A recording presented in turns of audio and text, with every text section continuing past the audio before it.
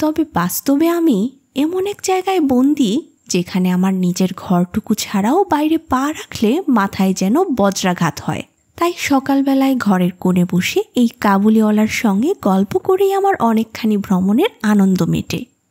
সে যখন তার দেশের কথা ভাঙা বাংলায় বলে, তখন আমার চোখের সামনে ভেসে ওঠে দুই ধারে রুক্ষ উঁচু রক্তাভ পাহাড়, মাঝখানে সংকীর্ণ মরুপথ দিয়ে বোঝাই উটের সারি চলছে, কারো হাতে বর্ষা, কারো হাতে সেকেলে চকমকি বন্দুক, পাগড়ি পরা পথিকেরা কেউ উটের পিঠে, কেউ পায়ে হেঁটে, সব মিলে এক রোমাঞ্চকর দৃশ্য। অন্যদিকে মিনির মা অত্যন্ত ভীতপ্রবণ।